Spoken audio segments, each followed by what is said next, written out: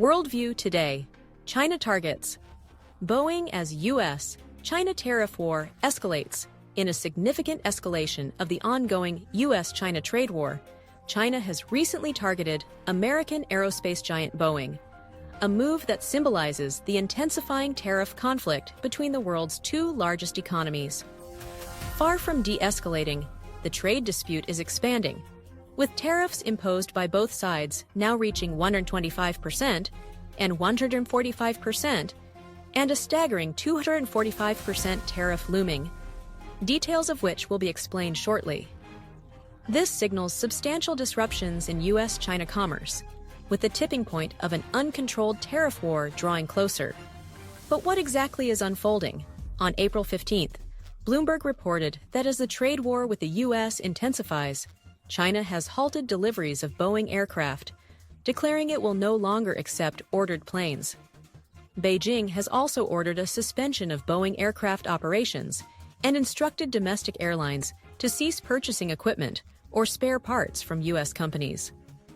This decision appears irrational, as China operates a significant number of Boeing aircraft requiring regular maintenance and parts replacement.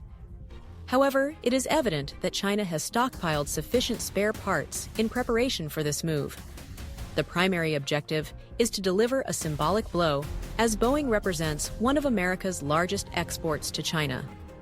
While Boeing accounts for only 0.5% of the U.S. economy, China is a critical market for the company. Targeting Boeing underscores China's strategy to focus on America's major export industries. Should China next target Tesla, specifically its Shanghai factory, it would mark a further escalation of the tariff war.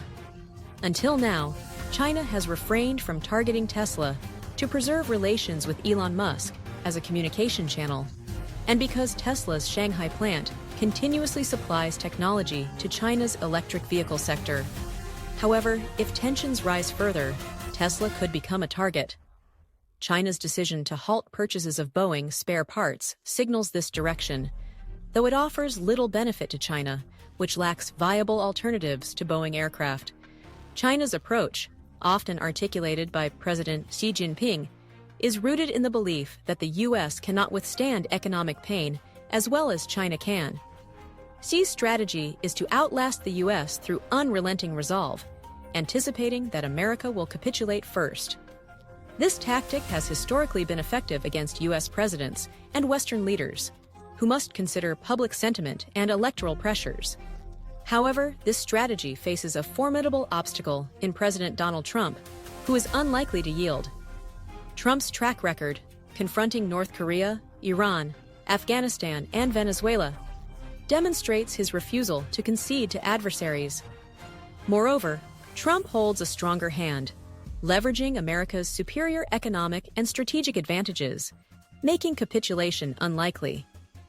Trump's approach combines intelligence and creativity, likened to a skilled card player with a strong hand and mastery of strategy. Unlike Xi's attrition-based tactics, Trump, as a businessman, prioritizes decisive victories in trade. His principled realism allows flexibility with allies but uncompromising resolve against adversaries. For instance, on April 9th, the U.S. imposed a 145% tariff on Chinese semiconductors, but only 10% on other countries. When this disrupted supply chains for U.S. companies like Apple, Trump swiftly adjusted on April 11th, reducing the tariff to 20% for China and waiving the 10% tariff for others, including Taiwan, to allow Apple time to relocate its supply chain to the U.S. Similarly, Trump imposed a global 25% tariff on automobiles and parts, but, recognizing the challenges for U.S. automakers unable to immediately repatriate production, introduced flexible exemptions. These measures provide companies time to relocate manufacturing to the U.S., while allowing some low-cost parts to be produced abroad. Trump's strategy blends principle with pragmatism, ensuring the revival of American industries like automotive and pharmaceuticals without rigid dogma. His ultimate goal is to make America great through economic strength, but he remains open to negotiation if China concedes. However, Xi's refusal to compromise could push the conflict to a historic turning point. On April 15th, the White House issued a statement addressing Trump's actions under Section 232 of the Trade Expansion Act of 1962, focusing on critical minerals and related products to safeguard national security and the economy. The statement clarified an executive order signed that day, which drew attention due to a striking figure. Chinese goods face tariffs as high as 245%. This figure, comprising 125% retaliatory tariffs and a 20% fentanyl-related tariff, stems from cumulative measures since Trump's inauguration. Additional tariffs under Section 301 of the Trade Act of 1974 range from 7.5% to 100%, resulting in the 245% peak, notably applied to syringe needles and tubes, items linked to drug abuse due to their low cost and availability. This tariff structure sends a clear message. The U.S. can reassess and escalate tariffs on specific goods at any time, potentially expanding the list of products facing tariffs above 145%. This serves as a warning to China, particularly in response to Beijing's recent export bans on rare earths and restrictions on critical metals, like gallium, which have impacted U.S. technology and semiconductor industries. Trump's April 15th executive order mandates the Commerce Secretary to investigate the damage caused by China's retaliatory measures and assess vulnerabilities in U.S. supply chains, with a report proposing solutions forthcoming. The White House statement hints at replacing broad retaliatory tariffs with industry-specific ones, narrowing the scope of blanket tariffs while targeting strategic sectors. This aligns with Trump's long-term vision of a tariff structure comprising a low 10% baseline for all countries and higher sector-specific tariffs. On April 11th, China capped its tariffs at 125%, effective the following day, indicating a deepening of the trade war into supply chain layers. Trump's executive order prepares the U.S. to counter China's rare earth export bans, with further tariff hikes likely after a thorough assessment. Despite perceptions that tariffs of 145% or 245% equate to an embargo, their true impact will only become clear over time. Certain Chinese exports, such as furniture, 70%, aluminum foil, 75%, and auto parts, 60–70%, still face relatively lower tariffs, leaving room for future adjustments as U.S. industries adapt. Meanwhile, on April 15th, Bloomberg reported China's first signal of willingness to negotiate, aligning with 75 other nations adopting a friendlier stance toward Trump. However, China's overture comes with conditions. Trump must restrain allies from criticizing China, address Beijing's security concerns, particularly regarding Taiwan, and limit rhetoric from figures like Vice President Vance, Secretary of State Rubio, and Trade Advisor Navarro, who have challenged China's legitimacy and reliability. China's conditions reflect a desire to avoid appearing weak while seeking economic concessions in exchange for political compromises, such as U.S. neutrality on Taiwan.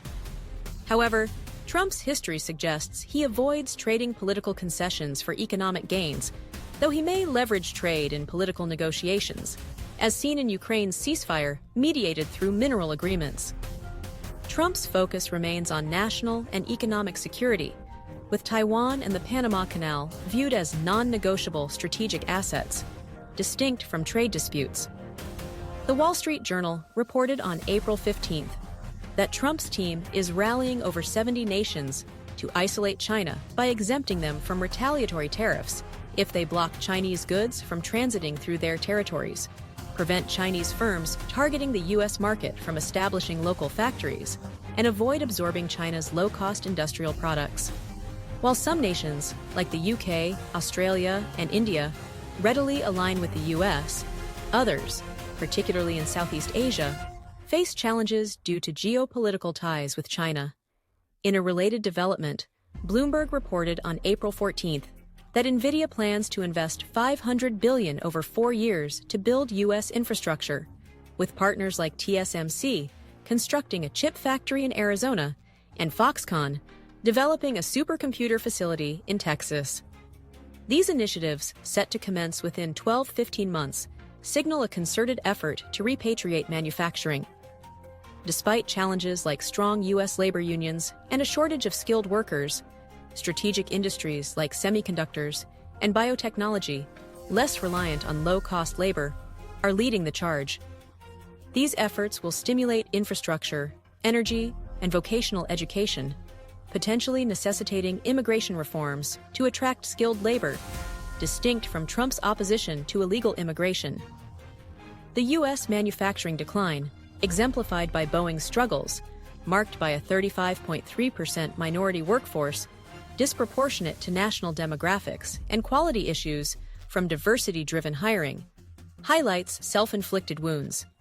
Boeing's 6 accidents in March 2024, including landing gear failures and engine fires, underscore this trend. Similarly, labor unions, as seen in TSMC's Arizona factory delays due to opposition to Taiwanese workers, hinder progress. In contrast, China's absence of unions enables rapid production, though its focus on low-cost labor and lack of core technology limits innovation. Both nations face unique challenges. China stifles creativity, while U.S. unions constrain production. However, America's edge lies in its innovation capacity and vast consumer market, which Trump leverages through high tariffs to compel foreign investment.